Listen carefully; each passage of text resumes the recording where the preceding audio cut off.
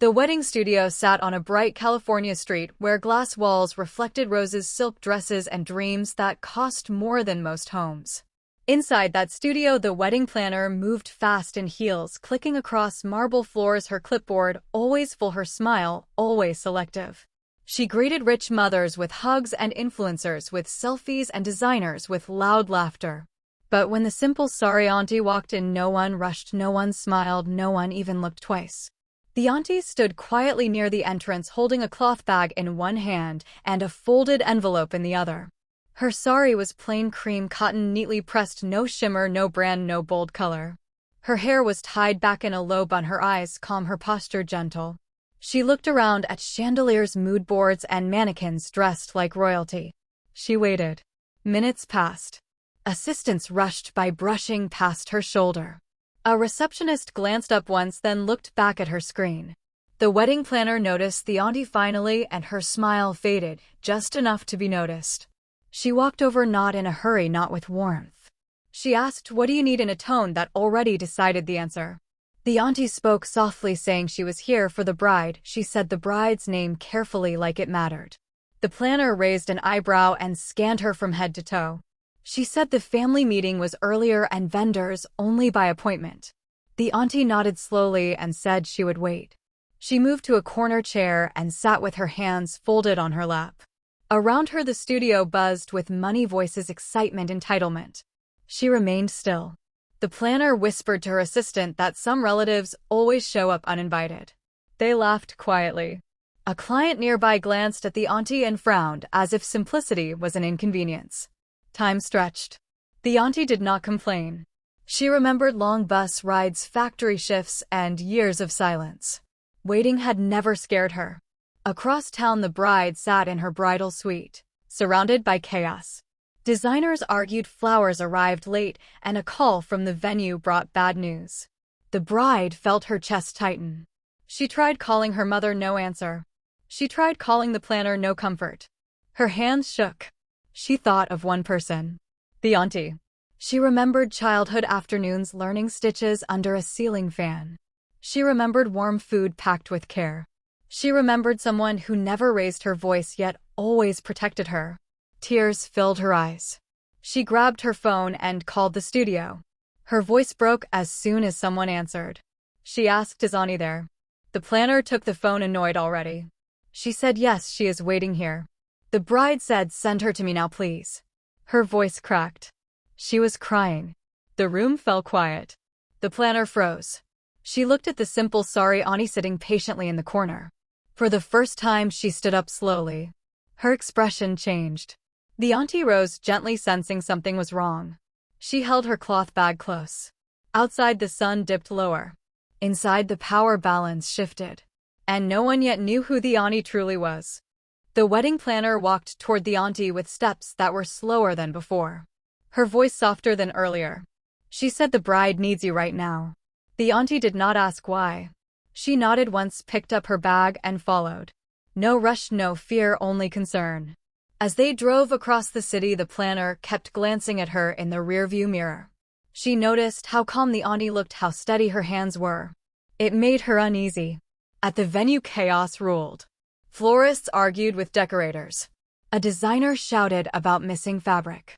The bridesmaids stood confused, holding phones and half-worn dresses.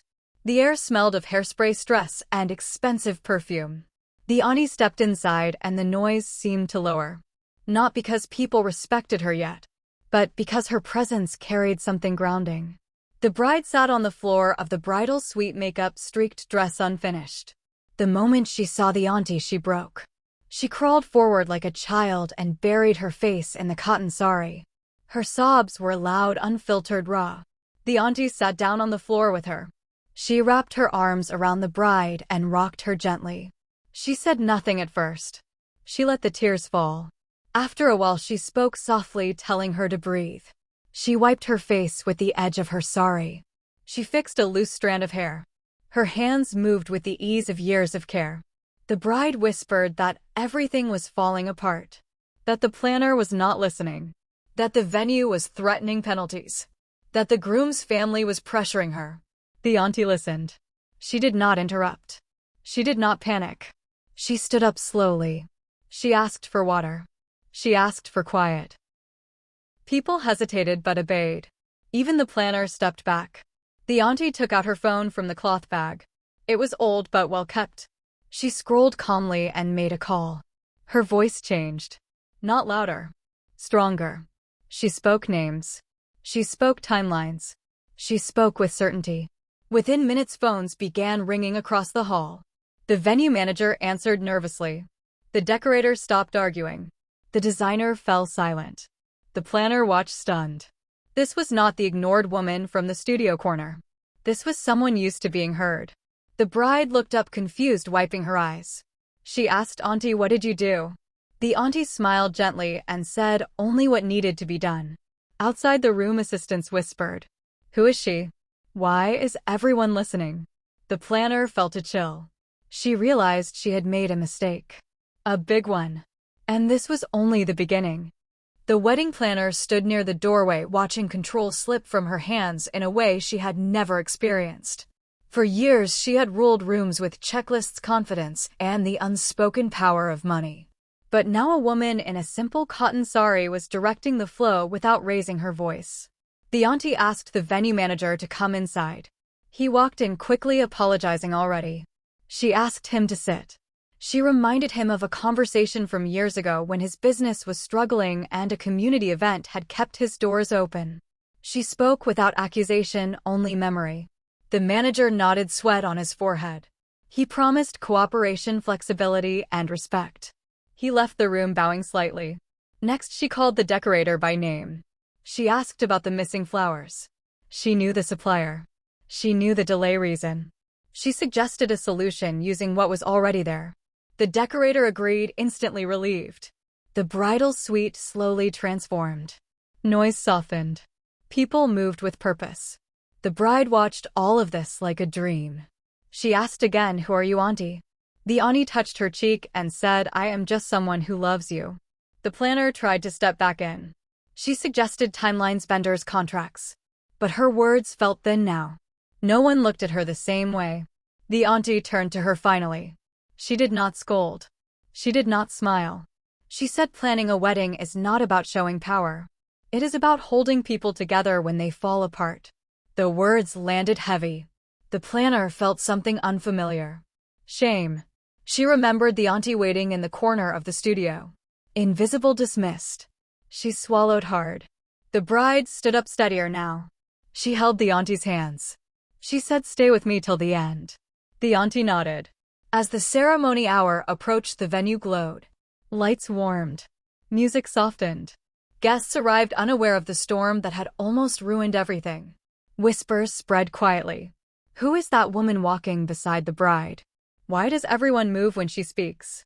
The planner followed a few steps behind. No clipboard now. Just questions in her mind. She realized respect had nothing to do with brands or status. And everything to do with presence. The auntie adjusted the bride's dupatta. She whispered something that made the bride smile again. Outside, the doors opened.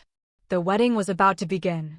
And the auntie, who was once ignored, now stood at the heart of it all. The ceremony hall filled with soft music and murmurs as guests took their seats. Crystal lights reflected off silk and jewelry and polished shoes. Cameras flashed, capturing luxury laughter and carefully curated joy.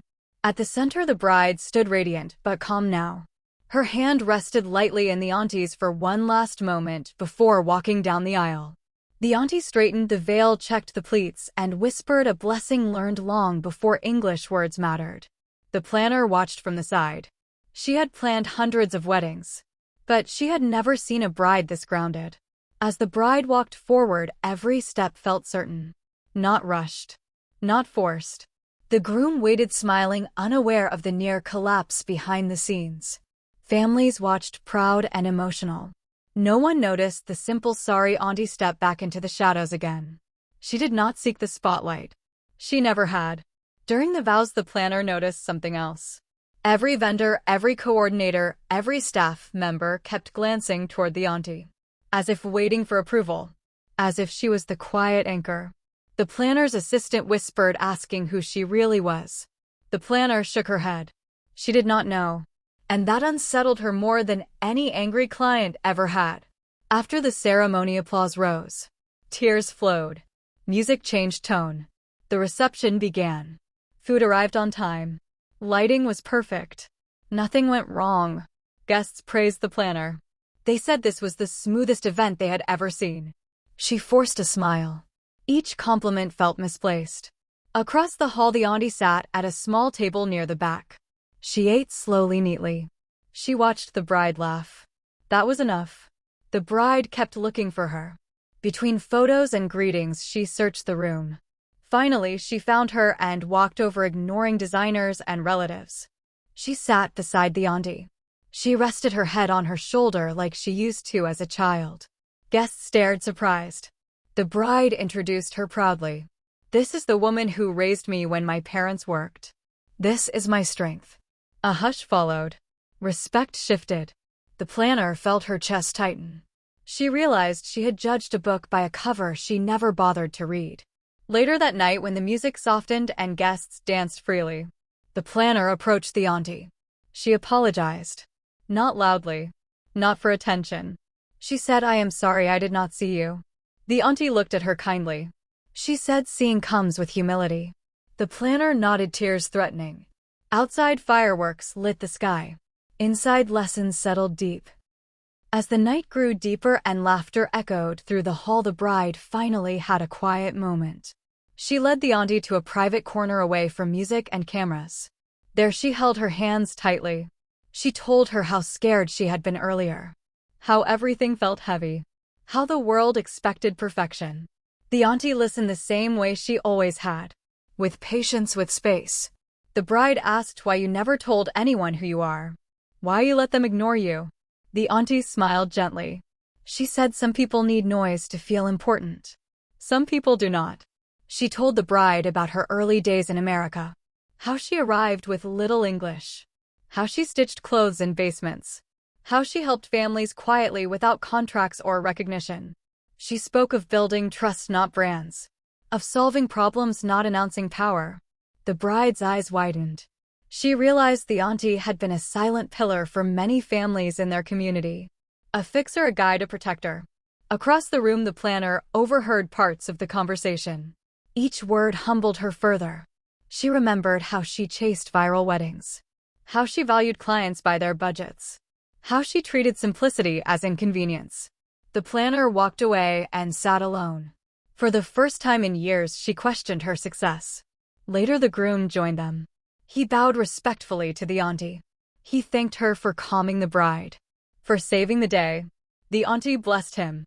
She told him marriage needs patience more than planning. As the night closed, the bride announced something unexpected. She took the microphone. The room quieted. She thanked her parents. She thanked the planner. Then she called the auntie forward. She said, "This woman is my family. She taught me dignity, resilience, and love. She stood by me today when everything fell apart." Guests stood in applause. The auntie looked down, embarrassed. She did not like attention. The planner clapped the loudest. Her eyes wet. From that night, something changed. Not just for the bride. Not just for the planner. But for everyone who witnessed quiet strength take center stage. After the applause faded and music returned softer, the auntie slipped away toward the back exit. She preferred leaving without goodbyes. That was her way. The planner noticed her absence first.